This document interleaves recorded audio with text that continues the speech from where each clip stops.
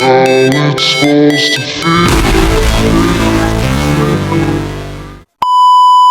So yun guys, welcome back again sa ating YouTube channel ng Justin's Daily Life PH. So another day, another video na naman natin pagsasamahan.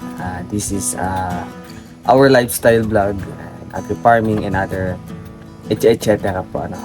So now guys, samahan niyo po kami kasi ngayon po is tayo ay mamamalingki ng kunti po sa bahay dito sa Kubo kasi kailangan para makatipid ano po. Dati kasi nung mag-isa ako, almost di naman talaga kailangan na mamalingki kasi kahit yung pakunti-kunti lang, kahit ano lang pwede. Ngayon may kapatid ako. So, palagi tayo ng mga mini necessities tulad ng sardinas, ng itlog, yung pinakamalaga, gatas, shampoo, wala na po akong mga ano dito. So, kung ano lang yung makayanan ng ating budget. So, ayun guys, samahan niyo po kami and like and share po tayo. So, syempre, don't forget no skip ads.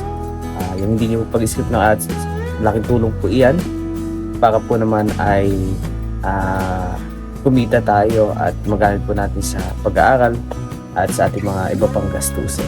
Tara, let's go, samahan niyo po kami. Yan guys, ikutin muna natin ang ating motorcycles. So it's 4 p.m. here in Tahat. Ay, susi eject. So, madami ng damo.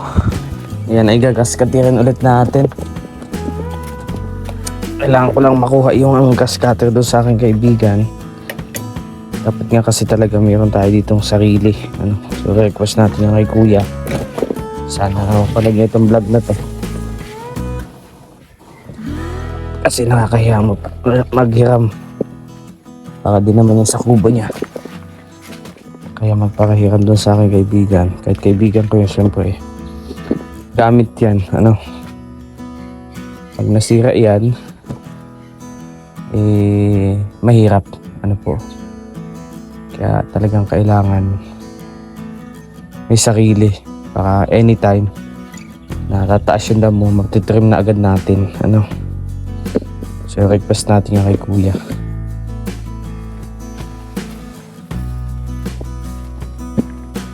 Kama?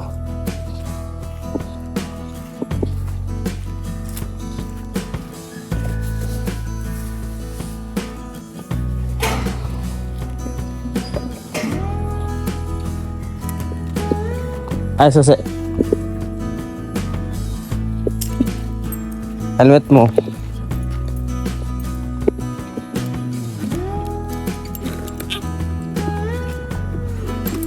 Helmet mo, Jack. Helmet.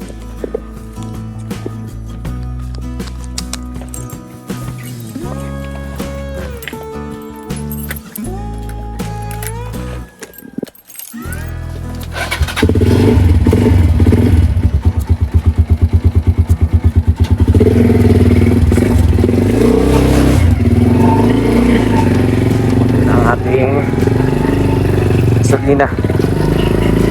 Tema. Sarado ako. So ayan, let's go. Samahan niyo po kami.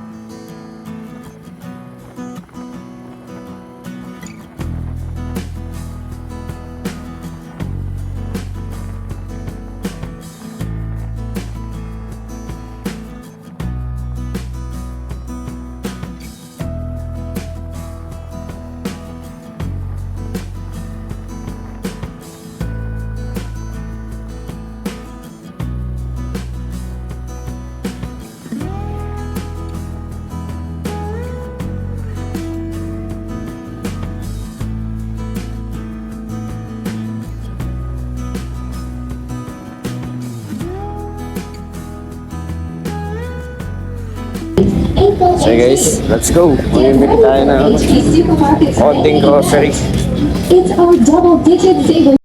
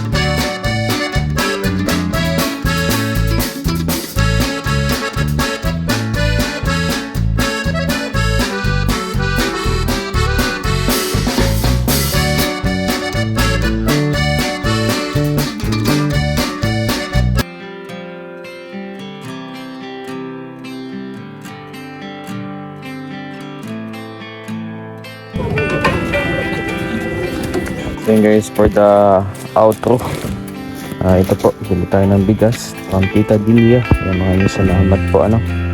So 10 kilo lang po ito.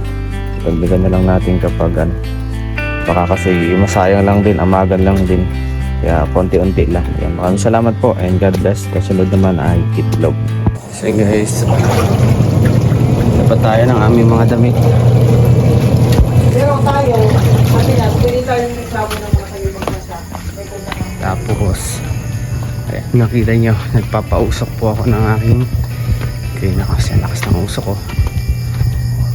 Talaga po yan para lalayo yung ating mga insekto. So, tulad ng sabi ko sa inyo nung nakaraan, yan, kagaling ko lang pala po sa pagpapalingki. Grocery po tayo. Ngayon naman po ay tayo naman ay lakas ng usok. Talagang tanggalan mga hayop-hayop. So ngayon naman po ay magkakaabula tayo.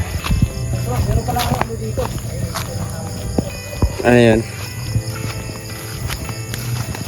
Sama mo. Tapos mamaya magagamas tayo doon kung abutin pa ng oras. Itong gilid, saka na yan. Lalagyan natin doon ng plastic. Ano yun bro?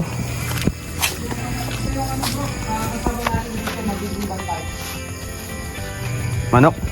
Hindi. Pato? Ostrich? Laki nito, magiging ito bodyguard. Aso? Yeah, 2 tuta. Ang bira. Ito po, ano to? Si B1. Dito, ito, kam.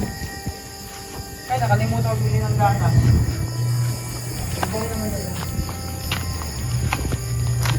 May mga alaga. Dagdagan pag ang ganda. Pagtatanggalan yung mga hayop-hayop. Diba? It looks like firing panis.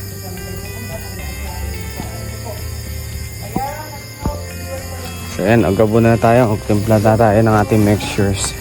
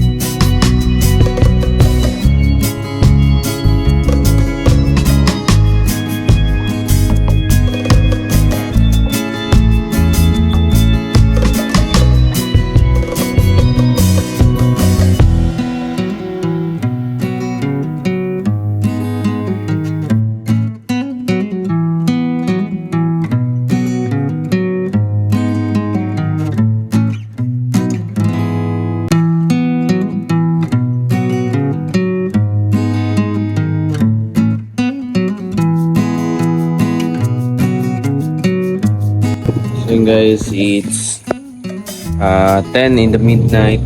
At ayan, lalaba tayo. Baka naman, kasi dalawa na kami. Pwede ko rin yung labahan. Yung kapatid ko marunong maglaba yung kaso ayaw ko paglabahin kasi bisita. Bisita baga. Kaya hindi ko siya pinaglalaba. Matulog na siya ng maaga. Kasi baka bukas pupunta kami. So yun guys. Yan.